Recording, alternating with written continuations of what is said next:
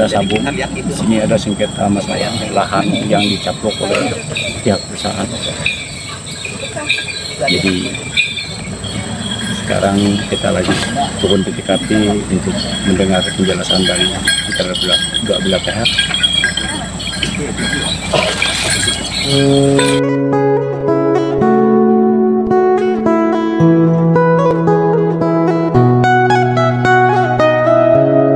Kepolisian, TNI, masyarakat dan tokoh-tokoh adat semua bergabung untuk menyaksikan lokasi yang sengketa ini, di mana di situ ada tempat ritual adat yang katanya ada satu buah tempayan ataupun beberapa yang pecah. Itu diduga oleh pihak perusahaan sebagai pelakunya.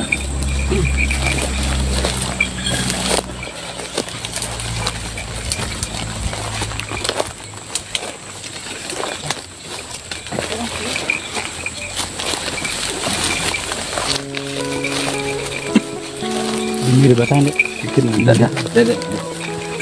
bakar. Udah bagian ini kumpul kan, masih ini udah besar kan. Nah, ini pemirsa, ini salah satu tempayan ada beberapa itu sebenarnya pecah. Menurut para korban, pelakunya adalah pihak perusahaan. Hai!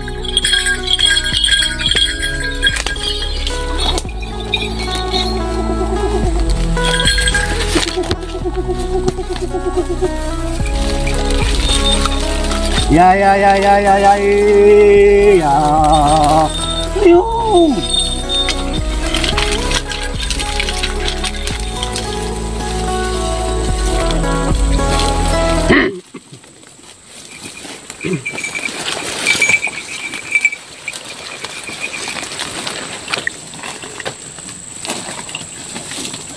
Pangkrima hitam, datanglah kau menunggu sini. Tunggu kau sini.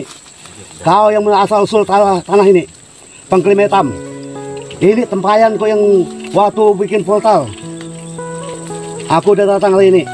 Kita masih nunggu. Menyelesaikan tahun ini. Harus selesai. Kalau nggak selesai kali ini, tewas. Ini adat budaya kami dari nenek moyang. Ini cucunya. Cucu yang ngadep nih. Trio, datanglah kau. Semua datang sini.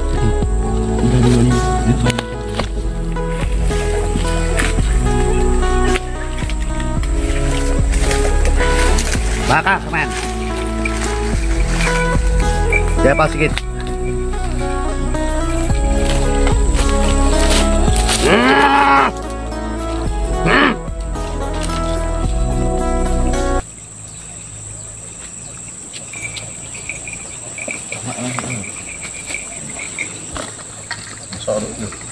Masuk, madep dia ke belakang.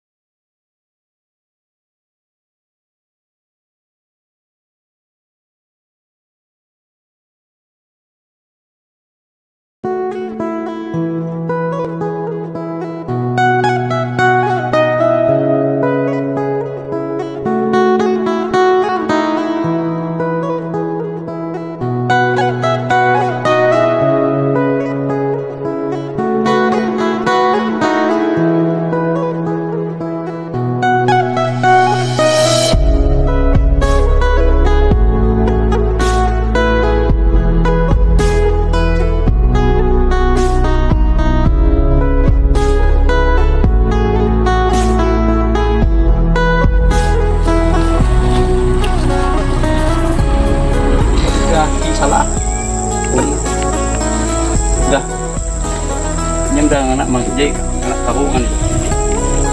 Maka cepat-cepat nasib saya langsung ada bawa bekal apa dan maksud sikit tadi. Bukan kayak. Jadi barang ini tidak boleh dimain-main. Nanti cari mungkin ada yang perlu dibicarakan antara kedua pihak korban dengan pihak perusahaan.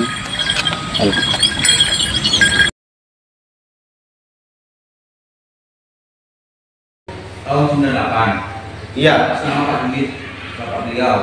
Posisinya berada di sebelah itu hilir Sungai Jeraya. Kita sudah koordinasi dengan orang tua kita di Sabung.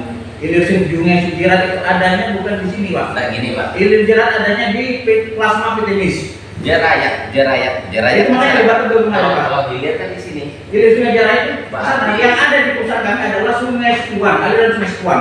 Bisa dibuktikan dengan izin yang ada, kita aliran Sungai Sekuan, nggak ada hilir Sungai Jeraya. Tanggapan saya. Makanya kalau Bapak nanya ini, kita mundur lagi di jauh nih, udah pernah dibahas sebelumnya. Tanggapan saya nih Bu. Itu Pak. Berarti di situ ada pembiaran. Nah, jangan sampai bahasa seperti ini menyebar kemana-mana sehingga jadi tahulah kita orang Dayak ini kan mudah dipengaruhi. Nah itu yang kita takut efeknya. Jadi saya mau tanya Bapak dulu, apakah Bapak terima atau menjawab atau tidak dengan apa yang dikatakan tadi itu masalah adat ini?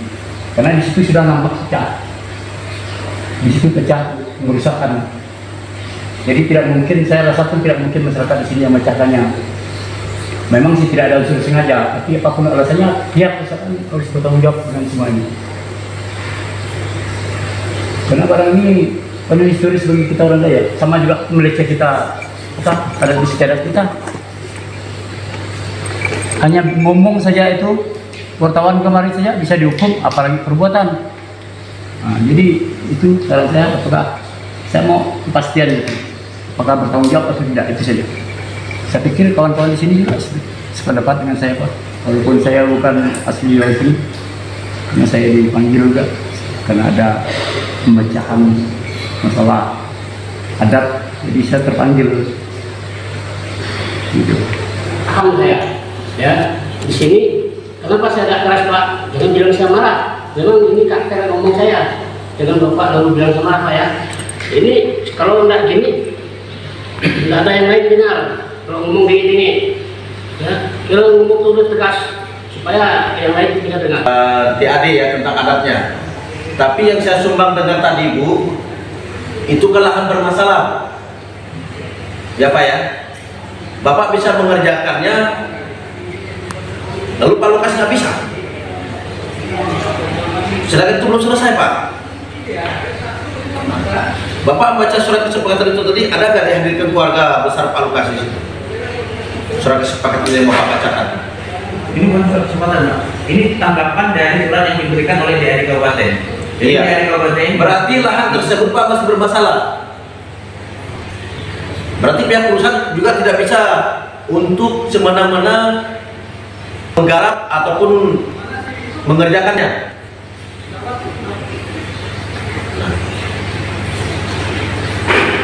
Dan luar biasanya Pak, Bapak bermain hukum luar biasa.